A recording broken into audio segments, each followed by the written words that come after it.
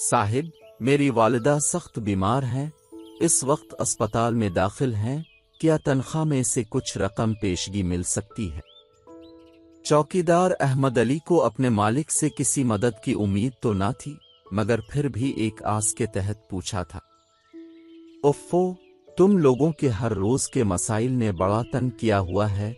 अभी 2 दिन पहले माली ने पेशगी तनख्वाह मांगी है। तुम लोग जो काम करते हो इसकी तनख्वाह हर माह बाकायदगी से वक्त पर तुमको मिल जाती है, बस इससे ज्यादा मुझसे कोई उम्मीद ना रखो। चौधरी करामत खान की कंजूसी, बेरहम तबीयत से कौन वाकिफ ना था। वो अपने घर और खानदान के लिए तो लाखों लाटा देते थे, मगर कभी किसी फकीर, किसी जरूरतमंद को 1 रुपया ना देते थे। इसकी बेइज्जती करते और उनकी मजबूरियों को झूठ करार देते थे। अहमद अली बोझल दिल से वापस गेट पर अपनी ड्यूटी देने आया तो माली बाग की सफाई कर रहा था। इसे देखकर उसके पास आया। क्या हुआ? नहीं दिए ना मालिक ने तुमको भी पैसे? नहीं भाई, बहुत जरूरत थी।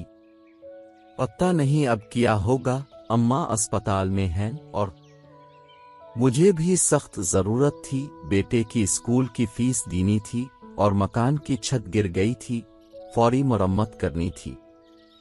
फिर क्या हुआ? अहमद ने पूछा। कुछ नहीं हुआ, बच्चे को स्कूल से निकाल दिया गया। वो अहमद का दिल मजीद दुख गया। हम गरीब मजबूर लोग क्या कर सकते हैं, वो मायूसी से बोला। चोरी, माली ने फैसला कुन अंदाज में आहिस्तगी से कहा।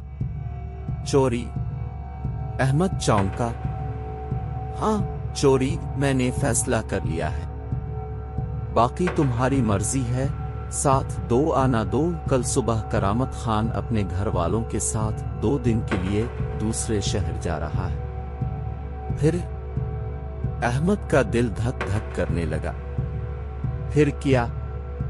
मैं दरवाजे का शीशा तोड़कर अंदर जाऊंगा और वो 4 चीजें उठा लूंगा। उनके घर की मामूली चीज भी हजारों में बकेगी। मुझे लालच नहीं, सिर्फ जरूरत पूरी करनी है। तुम्हारी इस वक्त ड्यूटी ना होगी। इतनी मेहरबानी करना कि अगर साथ ना दो तो बस चुप रहना, और अगर तुम्हें भी आना हो तो कल सुबह फजर से पहले घर के पीछे पहुंच जाना।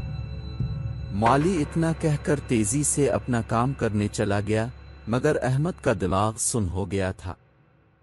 रात को बंगले की ड्यूटी खत्म करते ही वो सीधा अस्पताल पहुंचा, जहां उसकी बीमार मां को दवाओं की सख्त जरूरत थी और उसकी जेब में कुछ भी ना था। क्या हुआ? मालिक ने कुछ पैसे दिए?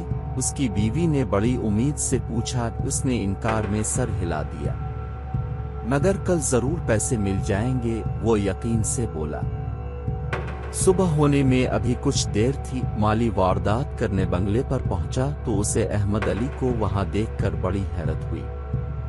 अरे तुम तो बहुत ईमानदार और वफादार इंसान हो। मुझे अंदाजा नहीं था कि तुम आ जाओगे। बस मजबूरी और जरूरत ही वफादारी का इम्तिहान होती है। वो दुख से बोला। अच्छा ये बताओ करना क्या है? पहले तो दीवार फांद कर अंदर जाते हैं। ठीक है। माली के पीछे पीछे वो भी घर में दाखिल हो गया। अंदर जाने का दरवाजा मजबूत शीशे का था और खिड़कियां भी, मगर माली ने कल शाम एक खिड़की की कांडी खोल दी थी। इसे धक्का दिया तो वो खुल गई और दोनों घर के अंदर दाखिल हो गए। माली अपने साथ कपड़े का बड़ा थैला ले आया था, जिसमें इसने एक करके घर के कीमती लैंप, शोपीस और दूसरी चीजें डालनी शुरू कर दी। इसी वक्त बाहर सायरन बजा और पुलिस आ गई। उनको भागने का मौका ना मिला। करामत खान खुद भी पुलिस के साथ पहुंच गई। पुलिस सिर्फ माली को पकड़ कर ले गई। शुक्रिया अहमद अली। वो जिंदगी में पहली दफा अपने किसी मुलाजिम से नर्म लहजे में शर्मिंदगी से मुखातिब हुआ। तुमने न सिर्फ वफादारी निभाई बल्कि मुझे हमेशा के लिए अपना एहसानमंद बना लिया है। करामत खान ने एक भारी रकम उसके हवाले की। ये लो, ये तुम्हारी वफादारी का इनाम भी है और तुम्हारा हक भी। उन्होंने कुछ और रकम इसके हवाले की। ये माली के घर वालों को दे देना।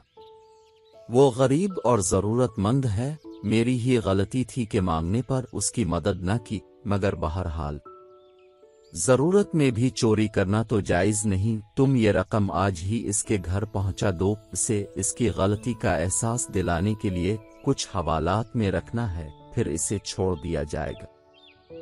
واقعی 2 دن بعد مالی آزاد ہو کر سیدھا کرامت خان کے گھر پہنچا اور ان سے معافی طلب کی۔